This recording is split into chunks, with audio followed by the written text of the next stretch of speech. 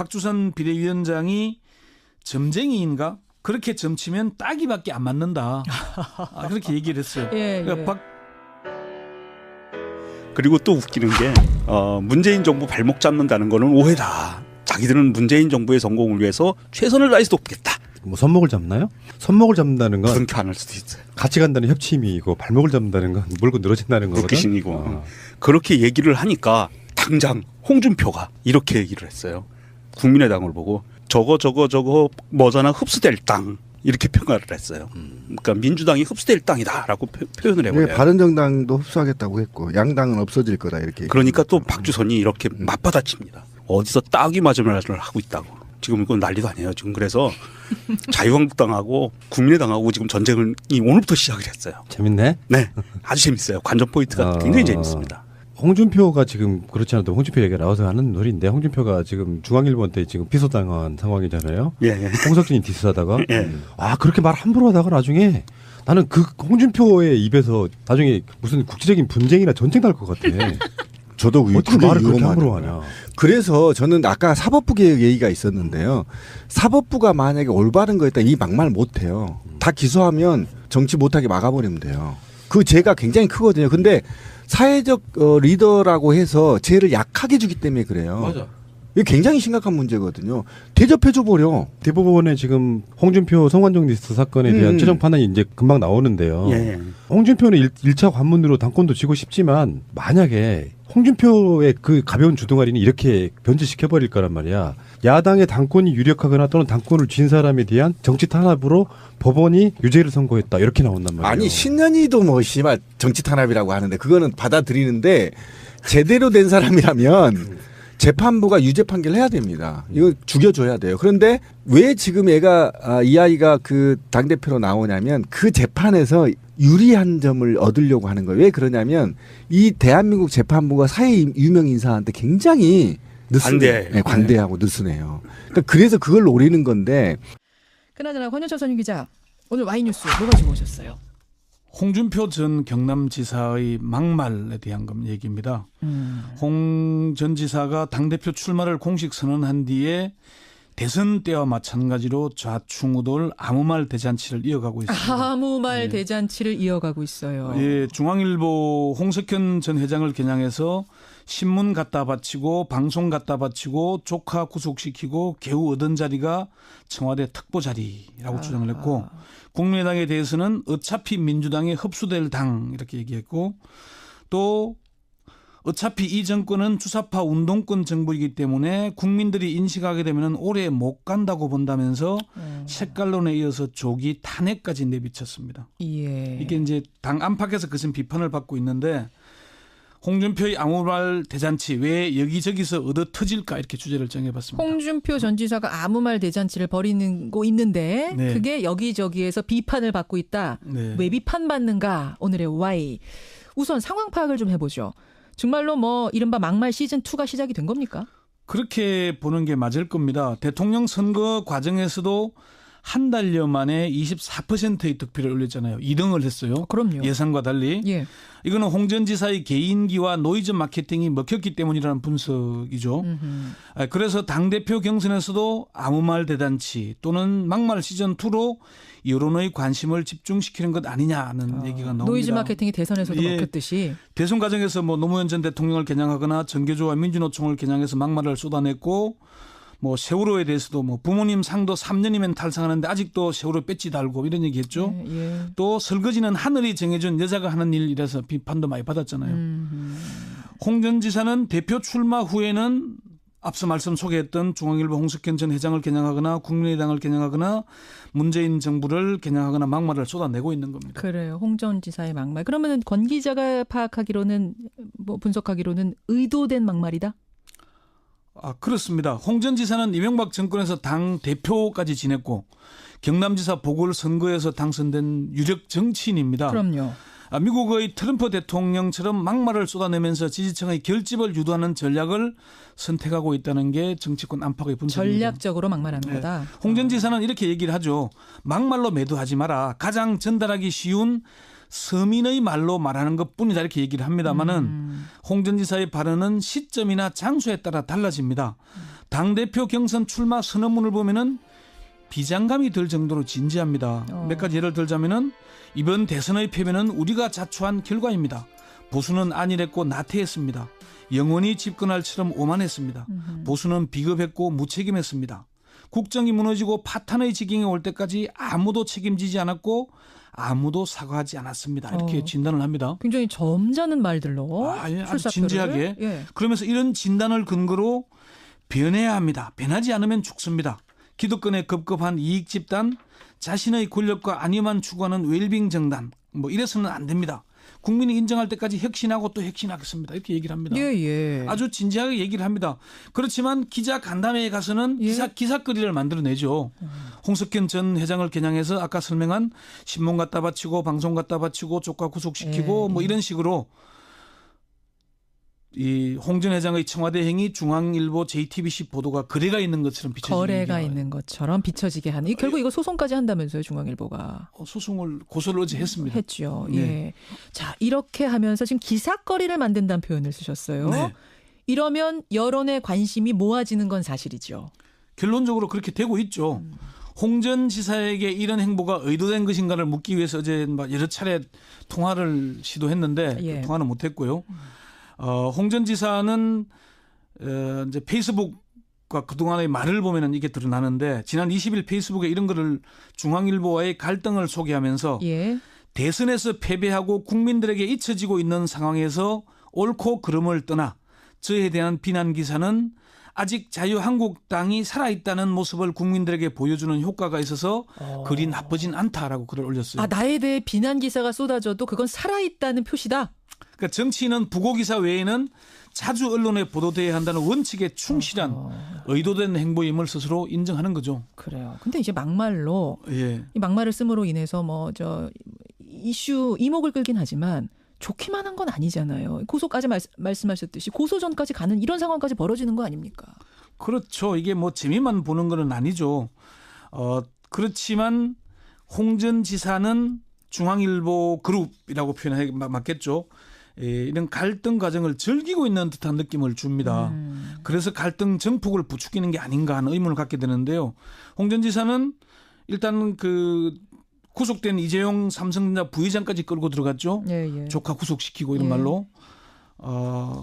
여기에서 중앙일보 미디어 네트워크가 홍 전 지사의 주장은 어불성설이다. 예. 공개 사과하지 않으면은 법적 대응에 나서겠다고 얘기를 하니까 요즘 대선 때도 누리지 못한 기사 독점을 누리고 있다. 대통령보다 더 막강한 권력을 쥔 분의 잘못된 처신에 대해 지적했더니 그분을 모시고 있는 분들이 집단적으로 나서서 저를 공격하고 있다. 이렇게 중앙일보를 다시 공격합니다. 어제 중앙일보와 JTBC 그리고 홍석현 전 회장이 고소하니까 유감이다. 무서운 언론 권력이라고 또다시 공격합니다. 예. 어제 페이스북에는 이런 글을 올렸어요. 오늘 홍석현 회장 측에서 저를 검찰의 명예훼손으로 고소했다는 말을 들었다. 비판을 봉쇄하려는 무서운 언론 권력이다.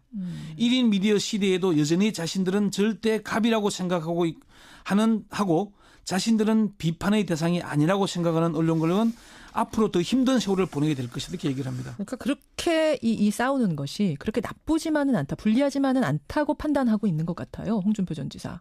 그렇게 보기 때문에 앞으로도 계속 싸울 겁니다. 싸울수록 홍 전 지사의 인지도는 높아지겠죠. 인지도 높아지고. 당대표가 된 뒤에도 야당의 존재감을 높이기 위해서 이런 갈등을 이어갈 가능성이 높습니다. 이게 정치권의 분석이고요. 그리고 자유한국당 지지층에서는 홍 전 지사 이런 막말 파동이 먹혀들고 있다는 사실도 간과해서는 안 됩니다. 국민의당에 대해서도 막말을 했어요. 예. 곧 민주당이 흡수될 거다? 뭐 이렇게 얘기했던가요? 예, 그러다가 없어질 이제 당이다? 호되게 한방 역공을 당했죠. 예. 박주선 비대위원장이 점쟁이인가? 그렇게 점치면 따기밖에 안 맞는다. 그렇게 얘기를 했어요. 예. 그러니까 박 비대위원장에게 따기를 언급한 이유를 물으니까 예. 국민의당이 민주당에 흡수된다는 말은 신뢰되는 말이다. 해서는 안 되는 말이다. 상당한 신뢰죠. 예, 말이 안 된다. 당대표 당선될 국민은 할 것이 무슨 뭐 정치평론가라고 그런 말을 하냐고 얘기까지 했어요. 본인이 정치평론가냐? 예, 그러면서 막말을 하더라도 한계가 있고 범위가 있고 금도가 있지 아무 말이나 해서는 안 된다고 얘기했습니다. 홍 전 지사의 막말. 아까 전에 주제가 왜 여기저기서 얻어 터지냐? 그렇게 표현하셨죠. 예. 왜입니까? 첫 번째는 선을 넘어섰기 때문입니다. 아무 말 대잔치를 해서 지지층을 결집시키는 것은 자신의 일이겠지만 책임 있는 정치인으로서 온당한가는 문제는 별개입니다. 예, 예. 그리고 홍 전 지사는 대선 후보였지 않습니까? 그리고 2위를 했어요. 예. 그런데 상대 지금 대통령을 향해서 주사파 운동권 정부다 오래가지 못할 것이다 이렇게 얘기하는 것은 말이 안 되죠. 선을 넘었다. 두 번째는요. 당장 이론의 관심을 끌기 위해서 무리수를 드는 겁니다.